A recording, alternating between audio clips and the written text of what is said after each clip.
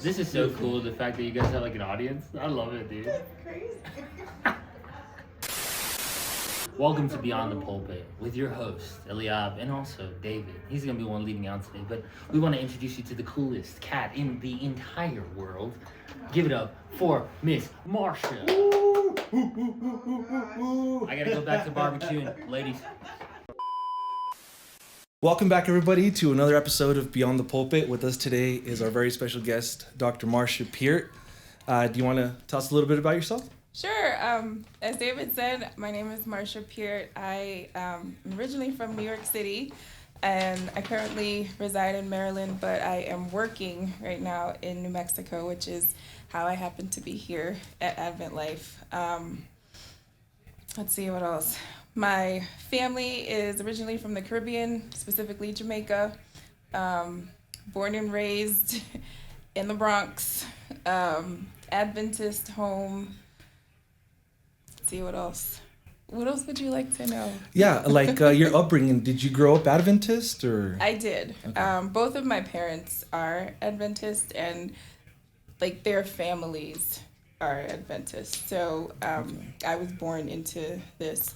But I went to boarding school at age 14, and so I was kind of on my own at that point. So I had to decide at 14, basically, if I wanted to continue in this faith, pretty much. And did you?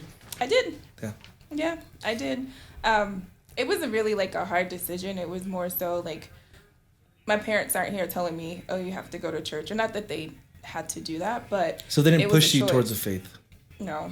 Okay. I mean, it was lived out in our home, and so that's all I knew, so to speak. I mean, I had friends who weren't Adventist, so I was very much familiar with other religions, but I've never had the desire to like search for something else. Christianity works for me. Nice. And what made the move happen? Why did you move to New Mexico? So just for work. I currently practice locums medicine, which means it's kind of like per diem, a per diem provider. So I do contract work all over the country, basically. Okay. So an opportunity presented itself for New Mexico, and I was basically like, when am I ever going to choose to live in New Mexico? Probably never, so why not? And so from what I understand, like you've always been in the faith, or did you at any moment steer away or had your difficulties? Nope, being always just... That's awesome. Here. That's awesome. And what made you come into Advent Life? Like what drew you in, or why? Well, I actually watched one of the podcasts online. So usually when I move to a city, I will look for churches in the area, and with, the emergence of streaming services online since the pandemic, I guess it's become very popular. So I just look at what the churches are like. That's awesome. And I saw one of the podcasts. I can't remember which one. I watched a couple, and I was like, oh, this seems cool. That's awesome. Hopefully you can, yourself draw in through, We'll see. Yeah, that would be awesome. That's cool. So one of the first questions I want to ask you is, what led you to become a doctor? Oh. Were you influenced by anyone in particular, or? I mean, kind of, but this is gonna sound cliche, but honestly, it's what I wanted to do since I was very young. I think for a very short while I wanted to be a teacher because I loved my kindergarten teacher, and I was like, she's just great. But then that quickly changed to medicine. My mom was in nursing school when I was little, and so she would come home and have to do like her care plans and different assignments for nursing, and I would always be intrigued by what she was doing, just learning about the human body and learning how to check someone's temperature with the old mercury thermometers or auscultating someone's heart. I just was very much interested in that. And I decided early on that I wanted to practice medicine. I didn't want to be a nurse, which was interesting. Not that I had any problem with that, but the desire was just to be a doctor. And then when we were little, during the school week, we weren't allowed to watch TV except for the Cosby Show. And so Thursdays, 8 to 8:30, we were able to watch the Cosby Show. With the chocolate pudding. Exactly. And Dr. Huxtable was an OBGYN, and I just thought that was amazing.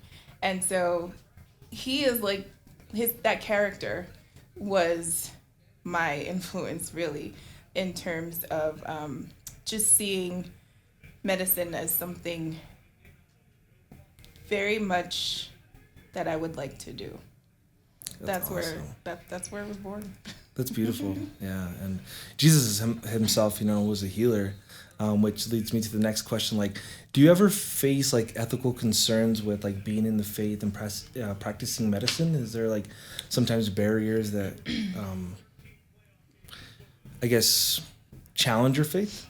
I wouldn't say that I have met those issues specifically.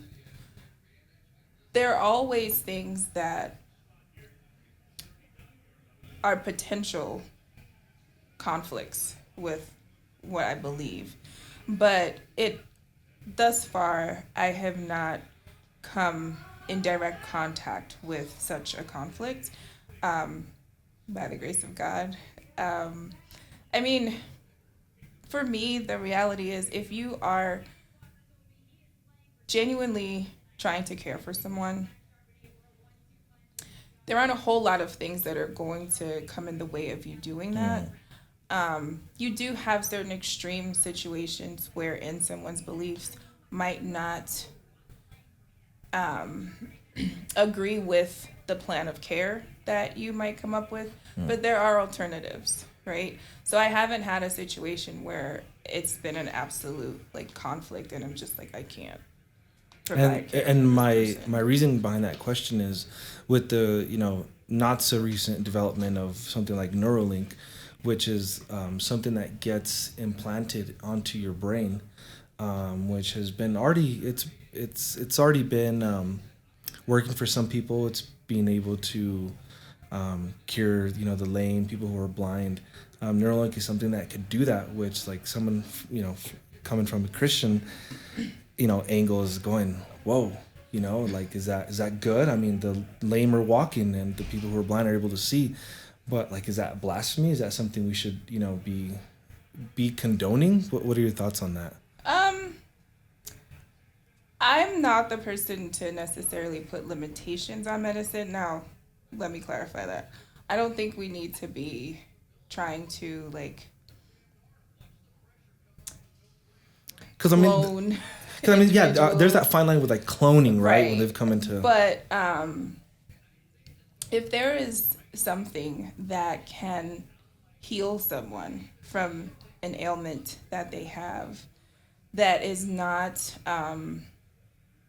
going against just like general moral principles and as well as that individual's value system, I'm not going to object to it because that could be a form of healing, right? Jesus healed people in myriad ways. What he did, he also said that we would be able to do even more.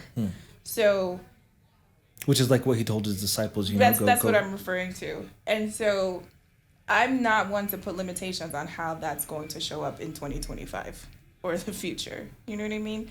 So if it is with the invention of this modality that can be implanted and help people who have been suffering for a while, okay, let's try it. Perhaps God gave the inventor of that the ability to come up with this thing such that it is now available. I like that. So you think maybe we should be looking at like half, glass half full instead of glass half empty? Yeah, I mean, because anything really can be used for good or for evil, right? It's about what are you doing with that which you have. And so you can use this thing to do a plethora of good, or you can use it on the total opposite end of the spectrum. That doesn't mean that it itself is bad or it shouldn't be attempted or tried at all. It's just humans have to, decide how are you trying to show up? What are you trying to do with this remarkable thing? And with that being said, have you noticed AI being implemented in medicine? Yeah, so one particular way is with our note-taking. Documentation in medicine is extremely important. It's also it can be very time-consuming, especially depending on your like specialty. notes and stuff. Mm-hmm. And with the emergence of AI, there are several platforms that allow for physicians to utilize these apps to transcribe their notes. And it really does help in terms of your efficiency with each visit. You're not having to spend all this time, even after the visit, documenting, because as you speak, the app is transcribing everything. And it's not just a dictation platform where it's literally just recording, but it, in addition to recording what you're saying, it's organizing it as well. So you will have a full note that is organized in the appropriate way, the appropriate structure, so that it's finished by the end of your visit. So it'll go with visit and then prescriptions. It'll record what was discussed, and the platform's able to know the difference between when the provider is speaking, when the patient's speaking, or even if a family member is speaking. It organizes the dialogue in that way. It also will, separate the different components of a note, where you have the patient telling you what's going on, the history, and then your exam findings, as well as the plan. So it's all in there in an organized fashion, so that you can literally, of course, it would behoove you to read it. That seems positive. That doesn't seem like a negative impact. That's what I'm saying. Everything has its benefits, right? It's just about how you choose to use it. Yeah. Yeah. Nice. Yeah, I'm just thinking of how far we've come with technology, and where we draw the line. Sometimes I think, okay, well, what about using an AED on someone, or the pads, to bring someone back who's flatlining? Is that ethical? Is that not? For me, from my perspective, I'm if we can exhaust all our resources to help somebody, why not do that? Yeah. But there's, big controversy, people, that say, that's playing God. What are your thoughts on it? What aspect of healing then, in response to that, would not be playing God? The ability to heal comes from God. It's a gift, right? And so how do you draw the line at healing, right? So if someone presents and you have the ability, and of course, you always think about the ethics of something. You always think about, am I doing harm to this patient by introducing this treatment? Yeah, maybe using the pads more than 10 times. Right, you have to always consider, am I doing harm, right? But to withhold something simply because I either don't understand what its use is, why it's being used, or because I can't fathom how this could possibly be, I don't think like that, right? And for the person who is not comfortable with it, that's fine. Everyone has their own, perspective on things. But I don't see anything wrong with exhausting all possibilities, everything that you have at your disposal to help someone heal. Did you ever watch any medical shows growing up, like Scrubs or Grey's Anatomy? I do. I watch Grey's. Yeah. But not for medicine, right? Because just for the but I like the show. Yeah, I like the show. How accurate is their terminology and?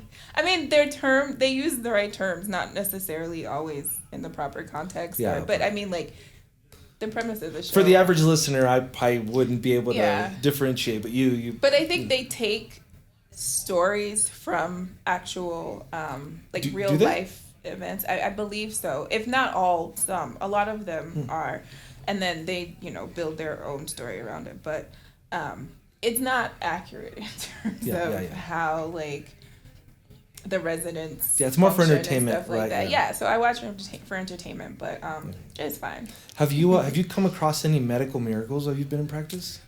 Oh, I have to think hard. Or maybe. I mean, so I look at people often when you hear the word miracle, people think of like grandiose, huge things. I like to look at everyday miracles, right? So for me, I don't go to work without praying and asking God to like It's beautiful, yeah.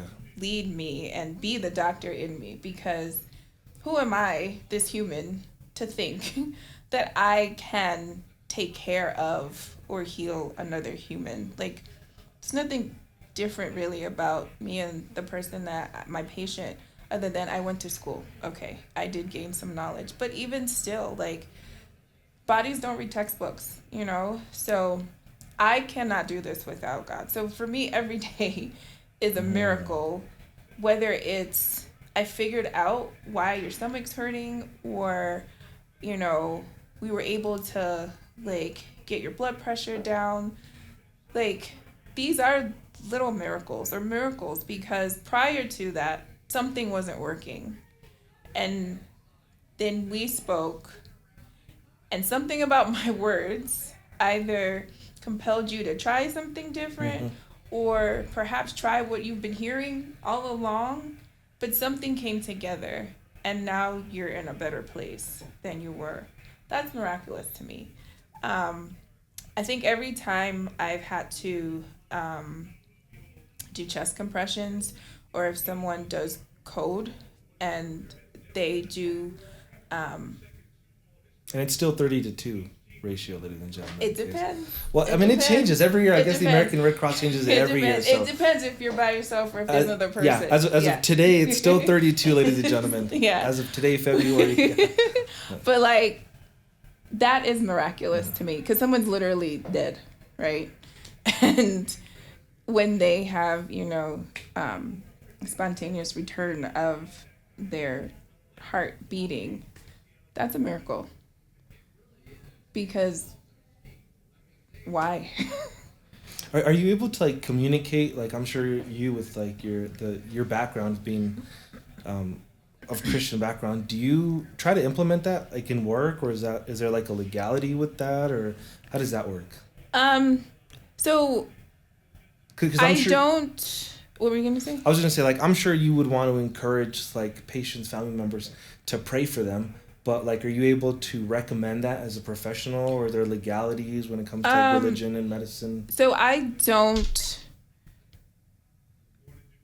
don't intentionally present like I'm a Christian to anyone, right? But I feel like you can represent what you believe without necessarily stating it.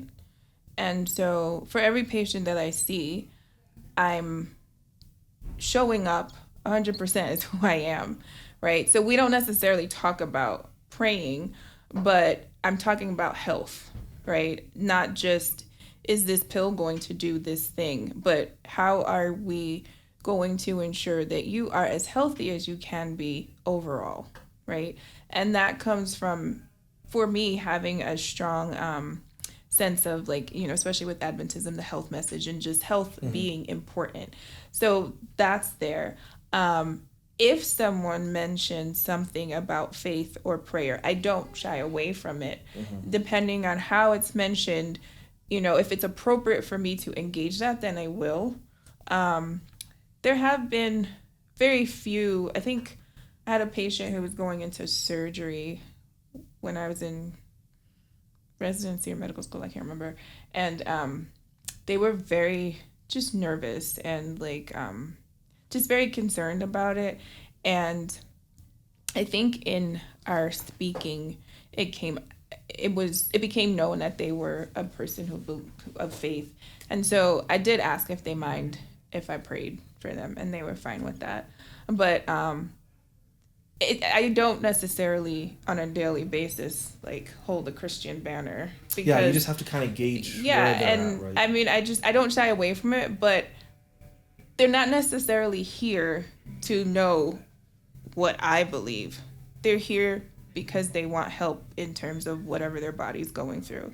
And if in discussing that or, working through that, it comes across what I believe, then so be it. And what type of medicine do you practice? Is it like family medicine? Mm-hmm. It's family medicine. And for someone who, like myself, may not know necessarily what that means, what does that entail? What does it so cover? it's kind of like what your general practitioner, that term was in several years ago. So we pretty much see and do almost everything, a lot of things. We see all ages, usually from Pediatrics to geriatrics. From infancy to the most elderly among us. There are some family physicians who also see prenatal patients as well. So it's the gamut of the whole body, basically. And depending on where and how you practice, that will determine how much of each thing you see. So right now, I don't see a lot of children because where I am, there's a pediatric office and they're pediatric providers. But I do see children who come in for acute visits and stuff like that. So it's a variety of. Is there a everything. Growing up, I watched this show called Scrubs. It's like it's basically like the surgical and medical. Is there that? Does that translate to real life? Is there that discrepancy with MDs and surgeons where they don't necessarily agree or are on opposite sides, or is that? So this is bad. I know the show. I'm familiar with it, but I never Okay. actually watched it. Okay. So I'm not familiar with the conflict that was there. But I mean, It's just the MDs call them surgical jocks or the scalp jockeys or whatever. Is there that same, not rivalry, but, small, maybe comedical tension between surgical and... I don't know. I think it's personality based and depending on the program you're in. I don't have much insight into the world of surgery outside of when I was in residency, we did that rotation, but I don't know. You can find conflict anywhere. Yeah. And ladies and gentlemen, Miss Peart is single. Oh gosh. So I think somewhere along the way we can probably make her Mrs. Peart, guys. Oh my gosh. Where are you at when it comes to that? I mean, are you seeking to find a partner? I mean, sure. Yeah. What is seeking? I'm very much single and not opposed to meeting new people. Yeah, if he's tall, dark, and handsome, I don't think it'd be a problem, right? Yeah. No. That's awesome. What does your day looks like? I'm tired. Yeah. Yeah. Busy. No. Yeah, I mean it all depends on what you're doing, where you're practicing. There are some slow days, but most of the time it's pretty steady influx of patients.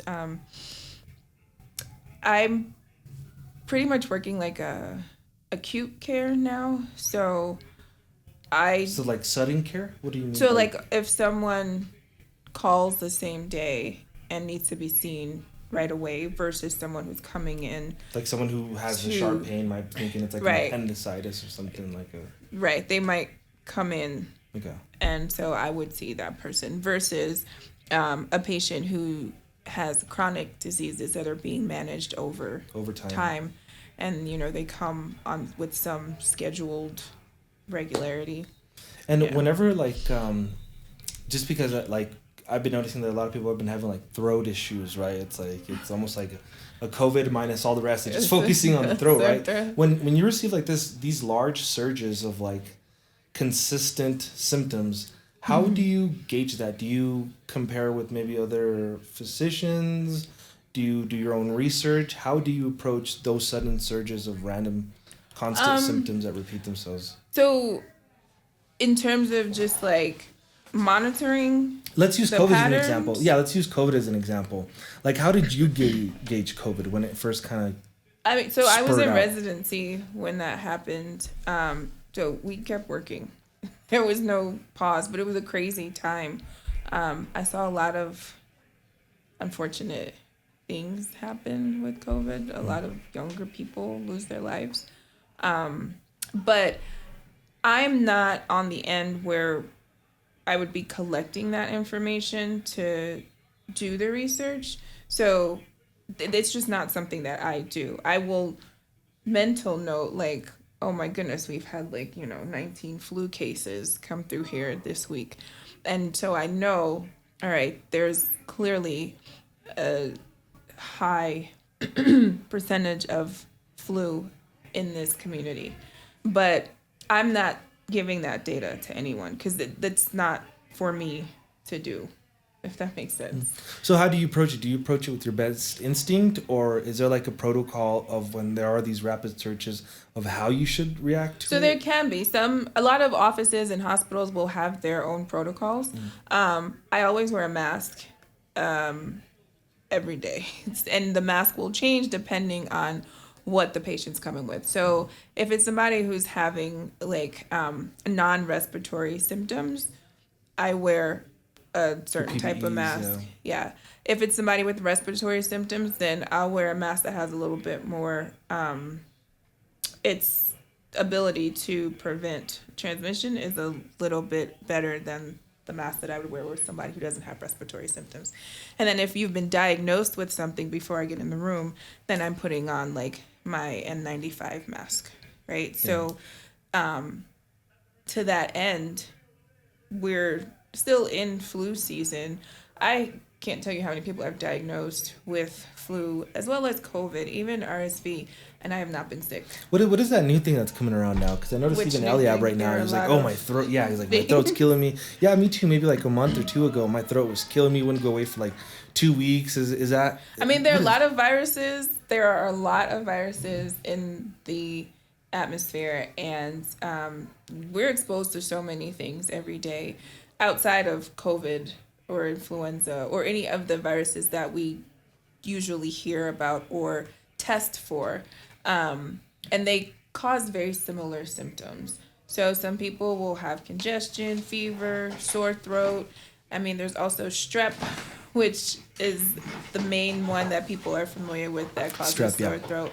But I mean, there's adenovirus. There's so many different things that can cause a really bad sore throat. And we don't necessarily test for it because the management doesn't change. So it all depends. And a lot of people don't get tested either. So they might have something that we can identify, but the symptoms resolve within a reasonable amount of time that they didn't feel like they needed to get tested. So they're also spreading. What are some of the things you love about being a doctor and some of the things maybe not hate but dislike about? So I love the medicine. I love I'm the person who loved biochemistry, my biochem class, learning all the pathways and stuff like that. And so when I think about a patient and how they present with their symptoms, I'm thinking through it, okay, physiologically or biochemically, what is going on? So I love the science and the medicine of medicine, right? I love the interaction with people as well. And just being able to serve whatever my community is at the time in that way, I really do appreciate that opportunity. I think those are my favorite aspects of medicine. Some of my not so favorite, or the one major thing is that the administrative part of it. There can be a lot of paperwork and non-clinical things that doctors also have to do that are very time consuming. Yeah. Yes. And it's just man. And how would you describe a note? A note maybe like a document you would type, post-treatment of things you did. Yeah, so it documents what you discussed, so what the patient told you, what you guys discussed in terms of their history, their symptoms, what your exam findings are, and then your plan. And in that, you give an explanation to a certain extent of why you decided to do what you did. You review labs. It is the representation of what happened during that encounter, or for everything related to that encounter. Nice. Can I ask what's your favorite Bible story or Bible verse and why? So my favorite Bible verse, I think it's Proverbs 3, verse 5 and 6. Trust in the Lord with all thine heart and lean not on your own understanding. In all thy ways acknowledge him and he will direct your paths. And why do you like that so much? So I feel like the words in those verses, if you truly think about what they're conveying, have the ability to get you through any challenge. Especially if you are someone who believes that God has a plan for your life and that he will not withhold anything good from your life, regardless of how things may seem.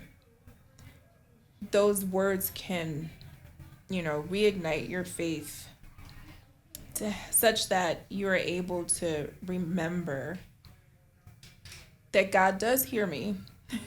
There is a purpose in this, and he will bring me through this. I just need to trust him to do and be who and what he says. Yes. I'm thinking like if I were a doctor and I were to see Jesus tell, like, Jesse, pick up your mat and follow me. And you see that, you go, huh? Do you have a favorite story of the Bible that kind of resonates with you? Story. I don't know if it's necessarily related to medicine in terms of me. And it doesn't have to be. I know I focused all my questions around medicine, but it doesn't have to be. I think the story of Joseph really I actually don't know the resonates story of with Joseph. me. So the abridged version is you have this young man who he is the favorite of his father, Jacob, in part, I guess, because he is the son of the wife who he most favored. And he, it's not lost on his other siblings that there's some favor with Joseph. And so there's some jealousy that develops in the family amongst the siblings. No. Right. And, so there's that component. And then Joseph, he learns at an early age that God has also called him to do great things. And he didn't keep that to himself. He let his brothers know. And so that fueled their jealousy and just their angst against him. And so they plot basically to kill him. One of the brothers speaks up and is just like, no, we can't kill him. So they throw him in a pit. He ends up getting sold into slavery. And this is how he ends up being taken into Egypt. He ends up working for one of Pharaoh's chief officials, and he finds favor with that official. And he seems to be doing well in his capacity as a slave, basically. But he's able to, he's taken into the fold because of his integrity. But then his employer goes away, and his employer's wife hits on him. He rejects her, but then she lies and said that he tried to take advantage of her. And so when her husband comes back, he throws him into prison, and he's in prison, I think, for about 7 years. And all this time, though, he still has that knowledge that he's supposed to do great things for God. But none of that has happened yet. And while he's in prison, he meets two of Pharaoh's officials who were thrown in prison for various reasons. And they get released before him, and he tells them, remember me, because he's held on to his innocence the whole time. One of them does not remember, but the other one does. And I think there's this point where Pharaoh needs a dream interpreted. And so they remembered that Joseph is an interpreter of dreams. And that's how he ended up getting out of prison. And what was that dream? It was regarding the famine that was going to come upon the land, and it was going to affect Egypt pretty badly. And Pharaoh had seen like cows of different stature, like fat cows, skinny cows, and he couldn't understand what the dream was about. There were a couple other components to it, but it was basically about a famine that was coming, and Joseph was able to interpret it, and he was able to do so because of the Lord, and from there he was seen as a respectable person in their society, and he was given a position of high status, and he was basically in charge of all of the dealings of the land, kind of just under Pharaoh from there. And so that story resonates with me in that he received a promise of extraordinary things very early on, but his path there was, it seemed almost opposite of what he was promised. And we're not given much insight into what his state of mind was throughout his journey, but it was a journey. And in it, he had a lot of setbacks, like just awful things happen. But yet it does mention that his integrity was something noteworthy. So for whatever emotional state he may have been in, whatever he may have felt in those low moments, he still maintained his values and his integrity. And I would have to say his faith in general, to be able to continue to serve God and act accordingly, regardless of the space that he ended up in. And my story is one of perseverance with a lot of setbacks prior to me getting to being or a practicing physician. And it didn't make sense to a lot of people. It didn't make sense to me either. Yeah, well, that's my next question, but I'll let you finish. Right, but there was just something within me that was just like, you gotta keep going. And I feel like we often think about when you choose to follow God or you choose to trust in Him that it's gonna be just a smooth road, and it's usually not. Yeah, and that's a great transition to my next question. Is like, what are some of the adversities that you faced, whether it might be gender inequality or racial adversities that you might have faced to be at a place where you are now? So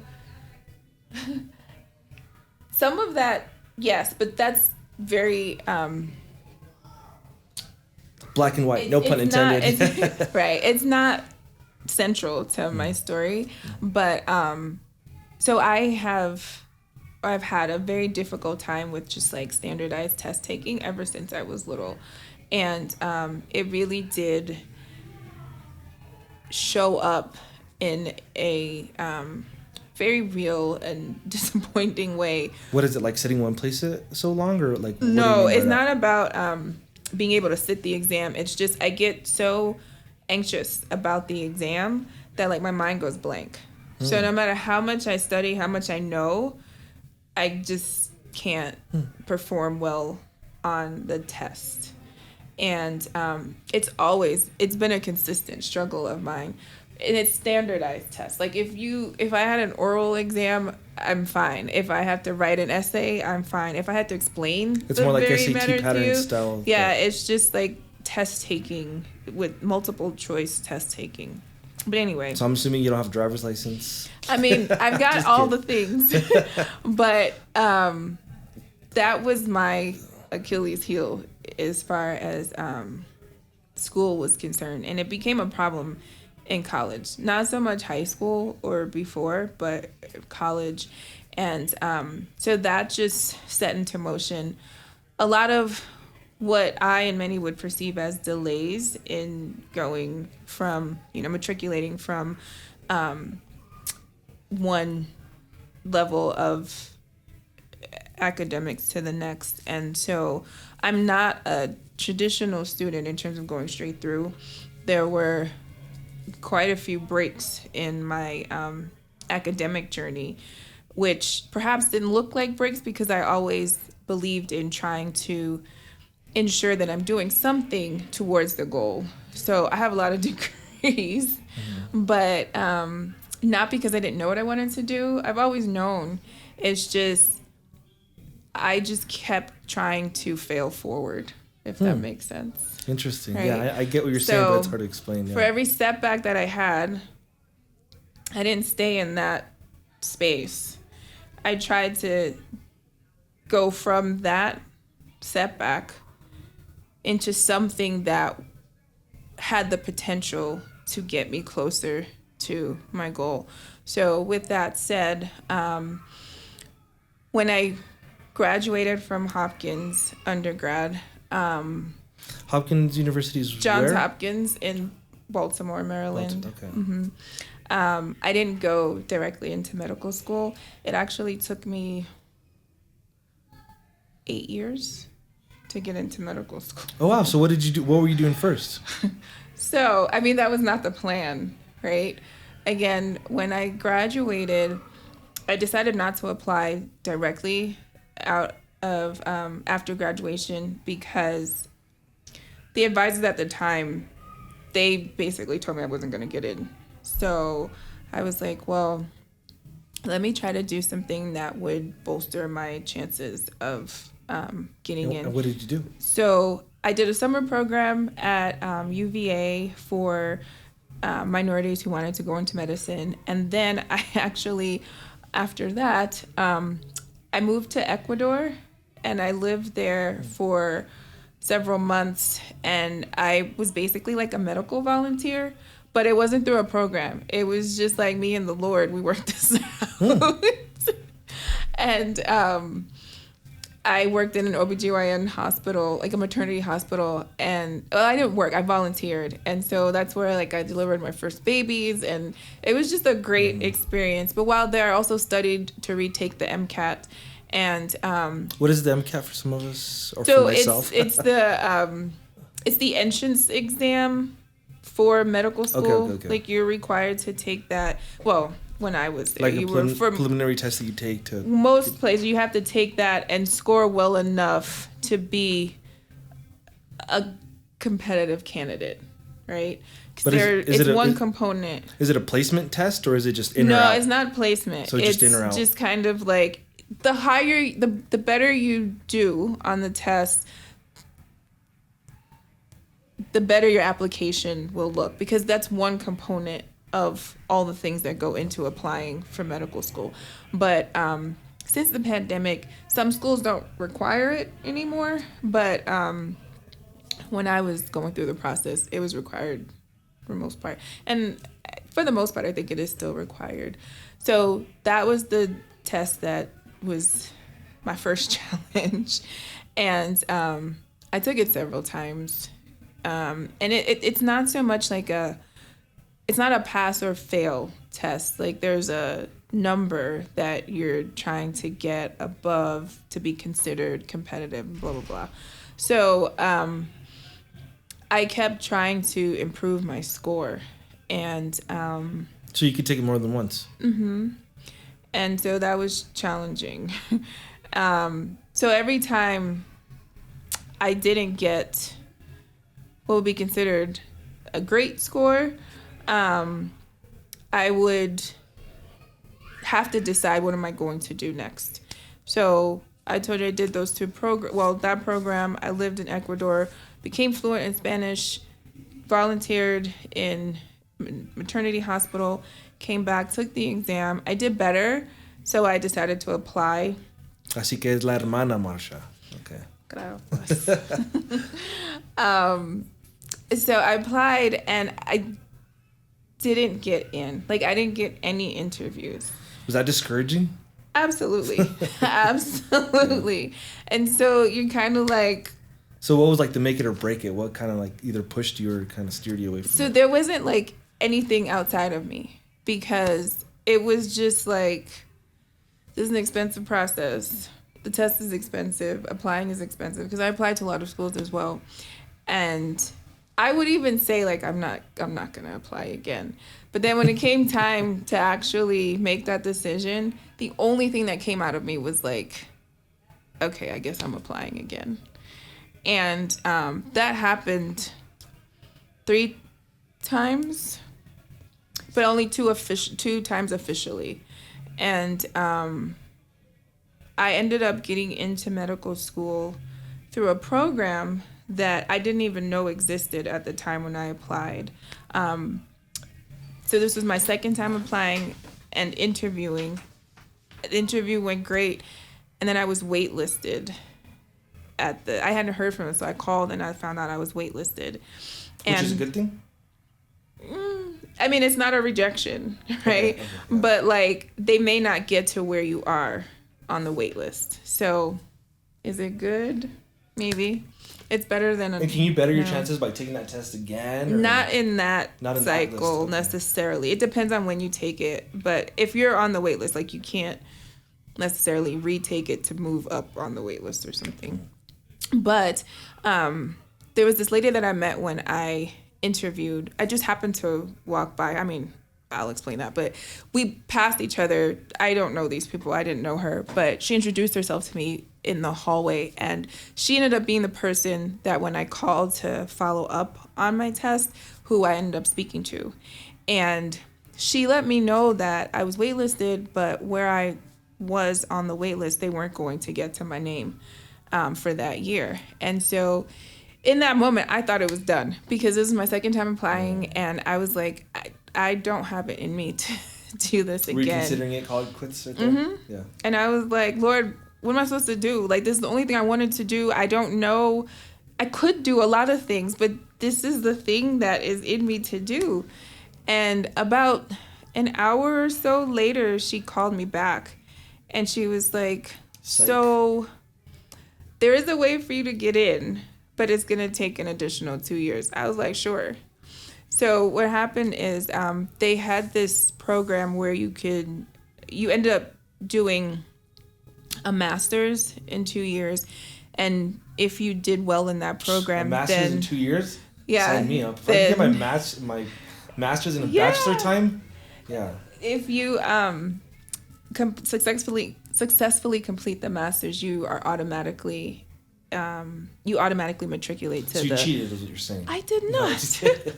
You automatically matriculate into the medical school, but you were taking classes that were, very much related to like prerequisites medicine. For that program. No, because I finished college at this point, so I was always pre-med, so I wasn't lacking any prerequisites. It was just master's level work that in some of your classes, you did medically related, like science. That must be so challenging. Going through all your pre-med and then like having all these obstacles, like, right. Pre-med is how long? I mean, 4 years. I mean, that's 4 years of your life that you've dedicated to medicine, and then you're not getting any. I know. So I was just like, God, what's going on? Running on empty. So, but then when that happened, like, that's one of my miracles. My whole medical training journey has been a miracle because I didn't know about that program. It was not something that they advertised. And I thought it was a no. I don't know what changed because she could have told me about the program when she spoke to me the first time, right? I don't know what transpired in those 1 to 2 hours after we spoke initially. But people often say you have to look at the world through a spiritual lens in order to see the hand of God in things. And so this is me looking through my spiritual lens because I don't know why all of a sudden she was like, so there's an option. Whereas she didn't tell me about that before. She could have. So God did that. And so I did the master's. So I have the master's in medical technology. But prior to that, I applied for a different master's. Because, again, this is over 8 years, right? And so every time I didn't get in.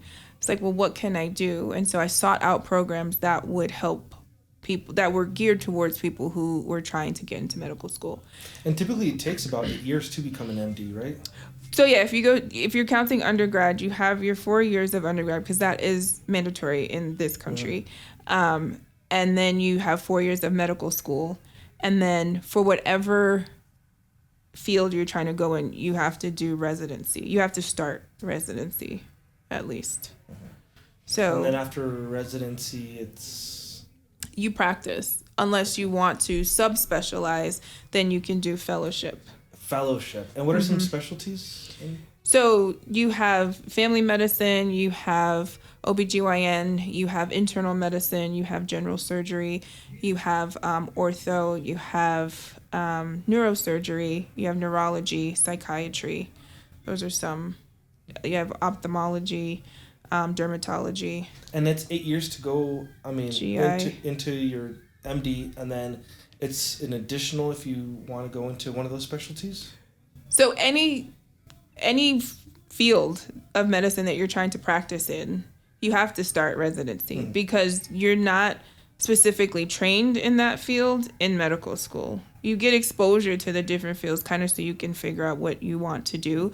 But medical school is pretty much so you get an understanding of how the human body works. So I guess right? in some ways Grey's Anatomy is a little bit correct when it comes to everybody starts the residency and then there's, like your Dr. Sloan, your. But the problem is they're all surgical residents, right? Yeah. So they are actually all supposed to be doing general surgery.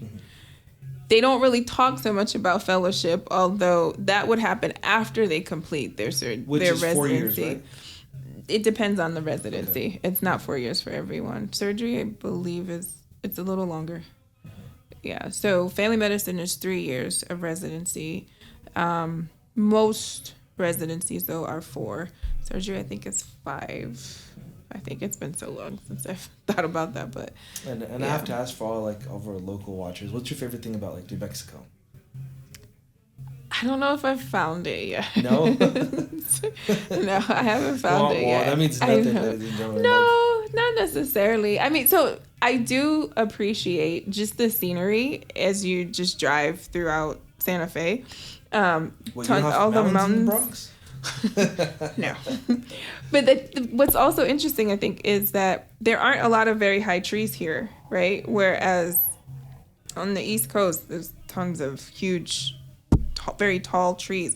So I'm able to see the land for miles here, whereas that's not necessarily the case back home. You have a whole forest, you gotta go in the abutting your view. But the majesty of the mountains, the scenery is quite beautiful. As every time I drive to Albuquerque, I'm just like, this is so amazing. And so, are you pretty happy where you're at? Are you there maybe some other check boxes that you want to scratch in your career or?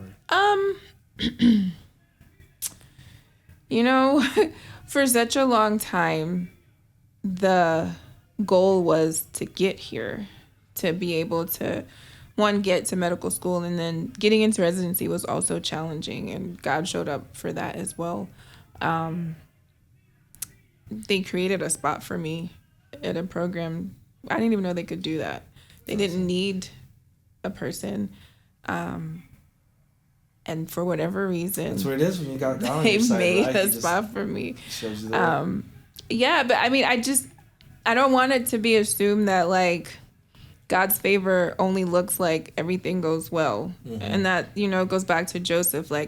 There was a lot of disappointment, a lot of tears, a lot of God, I don't get it. I don't know what you're doing. Where are you? What is going on? But I'm still gonna trust that I need to keep going in this, right? I didn't know how it was gonna work out. But he did it.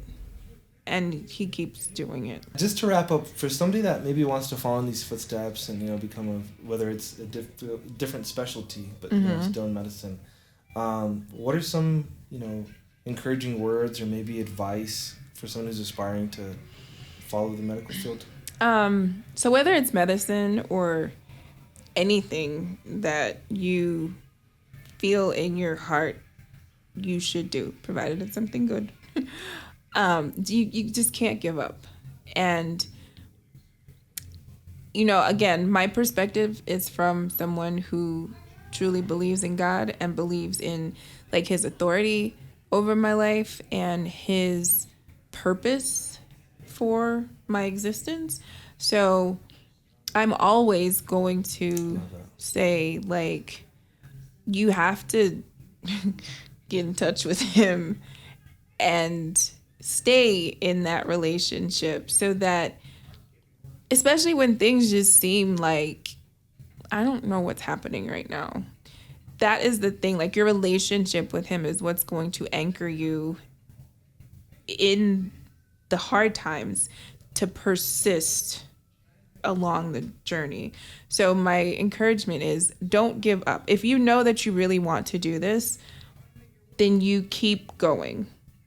There are tons of things that you can do, anyone can do to make money, right?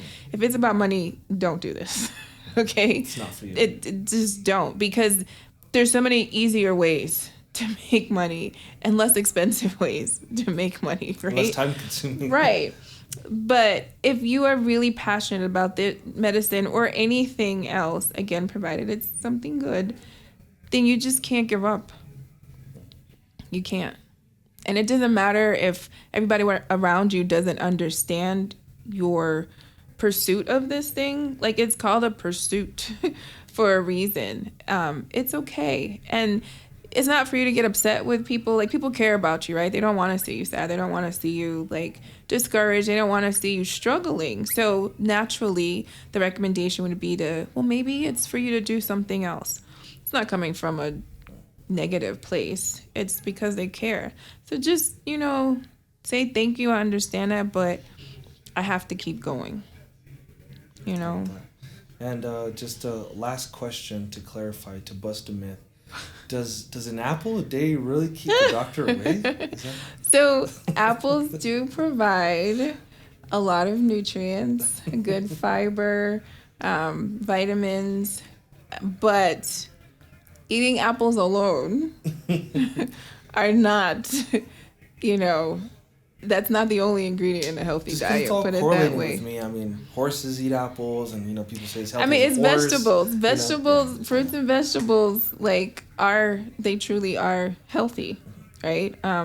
Eating more of a plant-based diet. I'm not saying you have to be vegetarian or vegan, but incorporating a lot of things that grow out the ground in your diet is on the healthier spectrum. Yeah, Healthier end of the spectrum. It's funny. I'm such a hypocrite. I'm a horticulturist, so I grow. I mean, all the greens. You know, I grow all the greens. I'm actually going to start this upcoming month of March. Yeah, I'm going to start a garden here. Oh, nice. It's cold season, so we're going to do a lot of kale, broccoli, cabbage, all the radishes. Cold Can season I request stuff. Tuscan kale? I don't know if it grows Tuscan well. kale? I love it's like the thicker. I don't know. Like They're the lacinato longer kale? Yeah, like the leaves. big. They look like, I think they call them dinosaur kale. Yeah, too. lacinato kale. Okay, yeah. yeah, I love those. Cool. Yeah. Well, we'll get the plan is to have like a garden where we can just harvest and give to the members or to whoever The community whoever and needs stuff. it. So, Yeah, that'd be good. But yeah, I'm a walking hypocrite. I don't eat my greens, but I grow them like crazy. Yeah, it's just. Oh, they're so kale, good. Yes, kale's one of those things. I never ate lettuce growing up, but now that I grow it, like I have to do quality control tests. Right. And I love it. But one thing I can't do is kale. I don't know. And it's so healthy. It's like a superfood for you. And I It's just so can't good. do it. I actually eat it raw. So like I'll make a salad out of it, but like I will just, if you massage the kale with like olive oil and some kind of acid, it starts to break down the cells, and so it's not as like fibrous if you were just to take it out the package and eat it. Well, right? kale's hydrophobic, so if you pour water over kale, it's just... It starts to... Yeah, so you got to remove that, like, natural... Right, so if you massage it with those things, it will soften it, and then it's edible. It feels more edible in its raw state. So I've been eating a lot of raw kale recently, but it's just delicious. I love fruits and vegetables. Like, a salad is literally my favorite thing to eat, and I'm not making that up. Like, if you ask anyone who knows me, they call me a rabbit. She's just making that up. Ladies and I'm gentlemen. not. I'm not. My friends call me a rabbit. They say I eat bird food. Like, that's just I live. And I do appreciate, like, I appreciate living what I preach. I love that. So, I'm not the doctor out here who's telling you to do as I say, not as I do. No, that's not me. Well, Marsha, I just want to say thank you for sacrificing some time out of your busy schedule. I know we've had our schedule once or twice because you're so busy, and I'm so appreciative that you got to make it. Can I just request that you lead us out with prayer, please? Sure. Cool. Awesome. Thank you. All right. Let's pray. Dear Heavenly Father, I thank you for this day. I thank you for waking us up and allowing us to be in our right minds and to just be able to come together and have this conversation that can be presented to, anyone who chooses to watch it. I pray, oh God, that your hand will be upon it, that it will be a blessing to even one person, that someone will hear what we discussed and be able to take from it what they need to be able to have a little bit more understanding of who you are and what you might be doing in their lives, or just how they can understand you and approach you. I pray, oh God, that you will continue to have your way, continue to bless this church and all of the things that the leadership is trying to do for the community and for the members of this congregation. Please continue to protect us throughout this day. Bless the weeks that we have ahead, and bring us all back together. In thy most holy and precious name, amen. Amen. And that's it, ladies and gentlemen. We'll see you on the next episode of Beyond the Pulpit. Pastor Eliab is going to host this next one, and sorry for all the background noise. Like I said, it's Super Bowl Sunday, so we're just trying to make things happen. And feel welcome to stop by, watch the Super Bowl, have some snacks with us, and just enjoy what everyday Christian life looks like. Marsha, thank you again, and to everybody, have a good rest of your day.